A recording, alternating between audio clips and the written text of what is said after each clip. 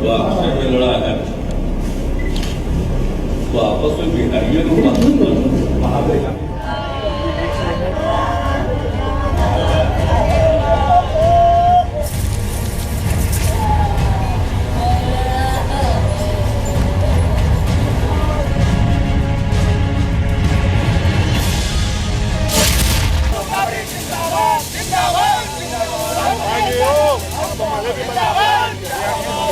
कमजोर लगाएगा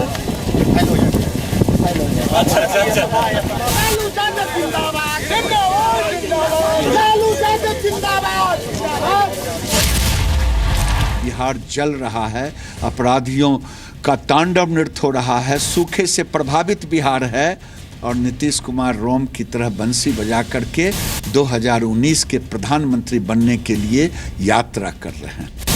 ये बिहार कहाँ जा रहा है?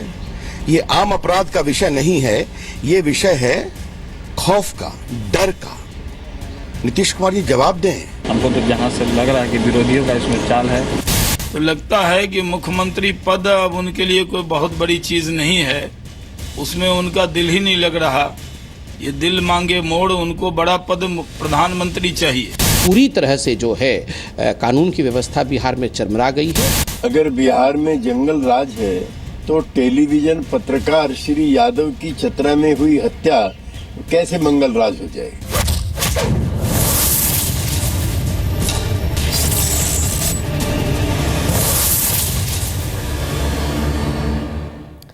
नमस्कार, रात के 9 बज रहे हैं। मैं हूं आपके साथ मीमांसा मलिक। जंगल के कानून का यही दस्तूर है, हर ताकतवर कमजोर को मारकर जीता है।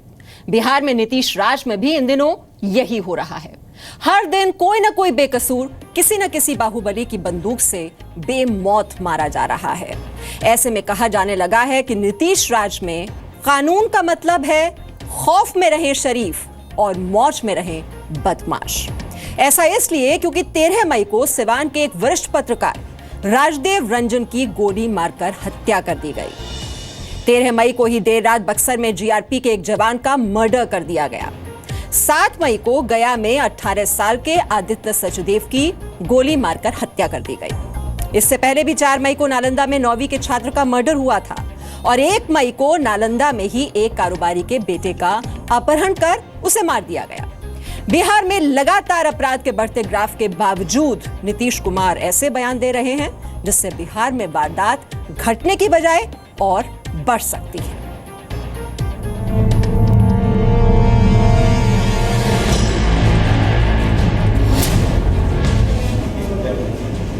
वो आपस में लड़ा है, वो आपस में बिहारियों को क्या बात है सुशासन बाबू, आपस में बिहारी लड़े, मरे, मारे। आपके लिए ये जुर्म नहीं, गुनाह नहीं, अपराध नहीं है ना? काश आपने इस तरह के बयान देने से पहले ये सोचा होता कि आप बिहार के मुख्यमंत्री हैं। वो आपस में लड़ा है, वो आपस में बिहारियों को नीतीश का ये संवेदनहीन बयान कोटा में बिहार के छात्र सत्य प्रकाश की हत्या पर है। सत्य प्रकाश की हत्या का आरोप एक बिहारी छात्र पर ही है। इस मामले पर बीजेपी विधायक के अनर्गल बयान का भी पोस्टमार्टम करेंगे, लेकिन उससे पहले नीतीश के इस बयान पर उनसे कुछ सवाल पूछ लेना जरूरी है। वो आपस में लड़ा है, वो आपस में बिहारियों को तो क्या बिहारी आपस में लड़े और मर्डर करें तो ये अपराध नहीं माना जाएगा? क्या इस बयान से नीतीश कुमार बिहार में हो रही हत्याओं को जायज ठहराने की कोशिश नहीं कर रहे हैं? क्या सिवान के पत्रकार राजदेव रंजन की हत्या पर भी नीतीश की यही राय है? मैरिज एनिवर्सरी था 18 पापा मम्मी का जी। ये उसी दिलेर पत्रकार राजदेव रंजन का बेटा है जिसे नीतीश राज में सिवान की सड़कों पर गोलियों से भून दिया गया। 10वीं में पढ़ने वाले राजदेव का बेटा कह रहा है कि आज पापा की 18वीं मैरिज एनिवर्सरी थी, लेकिन हमेशा मुस्कुराने वाले इस चेहरे की हंसी अब सिर्फ तस्वीरों में बाकी रह गई है। सिवान में कलम के इस सिपाही का अचानक जाना सबको रुला गया। सिवान में कलम के इस सिपाही को अचानक जाना सबको रुला गया। बिना किसी डर के सच लिखने के साहस ने अचानक मासूमों से पिता का साया छीन लिया। राजदेव की मैरिज एनिवर्सरी को यादगार बनाने के लिए घर वालों ने खूब सारी तैयारियां कर रखी थी, लेकिन उन्हें क्या पता था कि जिस दिन के लिए वो तैयारी कर रहे हैं वो दिन तो आएगा, लेकिन वो खुद नहीं आ पाएंगे। अचानक पता चला कि उनका एक्सीडेंट हुआ है, तो हम लोग गए फौरन हॉस्पिटल में, तो देख रहे हैं कि गोली लगा हुआ। शाम में करीब 7:30 पौने 8 के करीब जा रहे थे। इसी बीच ओवर ब्रिज के पास 2 अपराधी जो अभी तक सूचना है, एक मोटरसाइकिल सवार थे, ये भी मोटरसाइकिल पे थे, इनके ऊपर पॉइंट ब्लैंक उन्होंने फायर किया है। दोस्त के बिछड़ने के गम में जब साथी सामने आए तो उनके पास भी कहने के लिए शब्द कम पड़ गए। पिछले 24 सालों से अपनी कलम और खबर की धाक से इलाके में अच्छा खासा मुकाम बना चुके राजदेव पर 10 साल पहले भी जानलेवा हमला हुआ था। राजदेव इलाके के भूमाफिया और गैर कानूनी धंधों में शामिल अपराधियों और उनके आकाओं के खिलाफ लिखते रहे थे। कई बार उन्हें धमकी भी मिली थी। राजदेव मर्डर केस में सिवान पुलिस ने 4 लोगों को हिरासत में लिया, लेकिन अब तक हत्यारों और हत्या के मकसद का पता नहीं चल पाया। वजह जो भी रही हो, लेकिन मोटिव जो भी रहा हो, लेकिन मरने वाला है वो हथियार का ज्ञान भी रखता था और इसी उसने उससे मारा था कि किसी भी तरह से घटना के बाद व्यक्ति बच नहीं पाया। बीजेपी ने सिवान के पूर्व सांसद और बाहुबली नेता शहाबुद्दीन पर सवाल उठाए हैं, तो महागठबंधन घड़ियाली आंसू भी बहा रहा है और नीतीश सरकार की संवेदनशीलता की दुहाई दे रहा है। शहाबुद्दीन जो कि वहाँ के मेंबर ऑफ पार्लियामेंट रह चुके हैं, उनकी गतिविधियों को उसके पश्चात ऐसा हुआ है। न्यूज़ रिपोर्ट को पढ़ने के पश्चात तो यही लगता है कि वाकई जंगल राज क्या महाजंगल राज बिहार में आज पैर पसार चुका है। हमारी सरकार जो भी इस हत्या में अभियुक्त हैं उनको गिरफ्तार करके उनके विरुद्ध सख्त कार्रवाई करेगी। बिहार जल रहा है, अपराधियों का तांडव नृत्य हो रहा है, सूखे से प्रभावित बिहार है और नीतीश कुमार रोम की तरह बंसी बजा करके 2019 के प्रधानमंत्री बनने के लिए यात्रा कर रहे हैं। हिंदुस्तान के ब्यूरो चीफ थे, उनकी हत्या ने हमें भी सदमा दिया है। शोकाकुल हैं क्योंकि हमारा व्यक्तिगत भी हम जानते थे। लेकिन दूसरी बात मैं कहूँ कि बीते जितनी घटनाओं को आपने देखा, 24 से 72 घंटे के अंदर गिरफ्तारियां हुई हैं, महत्वपूर्ण गिरफ्तारियां हुई हैं। कि सिवान में जो भी कुछ होता है उसके पीछे कौन लोग हैं, उनके बिना यहाँ पत्ता भी नहीं हिलता है। और जब से सरकार बनी है तब से लोगों का मनोबल और ज्यादा बढ़ गया है। उसके परिवार को कम से कम 25 लाख रुपए का मुआवजा दिया जाए और इस पूरे मामले की सीबीआई जांच करे। झारखंड में भी हो रहा है, आप देख रहे हैं वहाँ किसकी सरकार है, तो इसमें विरोधियों की चाल है। इस तरीके का हड़बंदा अपना रही है, छोटे छोटे काम करिए, इसलिए इस पर सब अपना जांच पड़ताल होगा। नीतीश सरकार में स्वास्थ्य मंत्री तेज प्रताप लालू यादव के बेटे हैं। जाहिर है पिता पुत्र की जोड़ी एक दूसरे से अलग कैसे बोल सकती है। तेज प्रताप ने विपक्ष पर महागठबंधन को बदनाम करने की साजिश रचने का आरोप लगाया, तो लालू यादव ने बिहार में पत्रकार की हत्या पर बोलने की बजाय झारखंड में टीवी पत्रकार इंद्रदेव यादव की हत्या पर बोलकर आरजेडी प्रमुख होने की जिम्मेदारी निभाई। लगातार हत्या हो रही है झारखंड में और किसी की सबकी बोलती बंद है। भाजपा के लोगों का सुना यहाँ का डीसी एसपी देखने भी नहीं आया, इंद्रदेव यादव की हत्या हुई है। तो स्ट्रॉन्ग वर्ड से मैं इसकी निंदा करता हूँ, तीव्र भर्त्सना करता हूँ। हत्यारों का भी, पत्रकारों को भी ये लोग नहीं बख्शते हैं। झारखंड के चतरा में टीवी पत्रकार इंद्रदेव यादव उर्फ अखिलेश प्रताप की हत्या गुरुवार को गोली मारकर कर दी गई थी। लालू ने झारखंड की कानून व्यवस्था की आलोचना की, सही भी है, लेकिन लालू की तारीफ तो तब होती जब बिहार की कानून व्यवस्था की आलोचना भी करते। बीजेपी ये आरोप लगाती रही है कि लालू यादव ही पर्दे के पीछे से नीतीश सरकार को चला रहे हैं। लालू नीतीश के महागठबंधन की सरकार बनने के बाद जिस तरह से अपराध का ग्राफ लगातार बढ़ता जा रहा है, उससे बिहार में जंगल राज की वापसी के दावों को बल मिल रहा है। सिवान से कुमार आकाश के साथ ब्यूरो रिपोर्ट, जी मीडिया। 20 नवंबर 2015 को नीतीश कुमार के सीएम बनने के बाद से बिहार में अपराध शिखर पर है।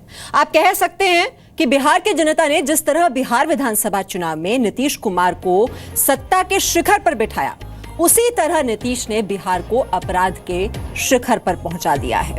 बिहार में नवंबर 2015 से जनवरी 2016 तक हत्या के 642 मामले पुलिस के क्राइम रजिस्टर में दर्ज हो चुके हैं।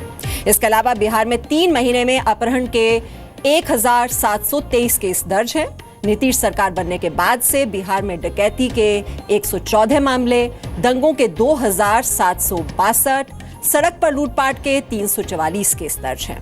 बिहार में 2014 में संगीन अपराधों की संख्या करीब 2 लाख थी। उस वक्त भी नीतीश कुमार ही बिहार के मुख्यमंत्री थे।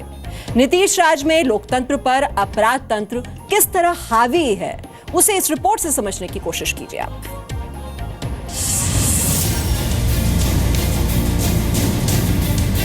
तार तार तक गोली मारना शुरू किए, उसके बाद राइफल छीनना शुरू करे। हमारा हाथ में दाहिने गोली लगी, एक हाथ से हम कुछ नहीं कर पाए, ठेल दिए, हम गिर गए।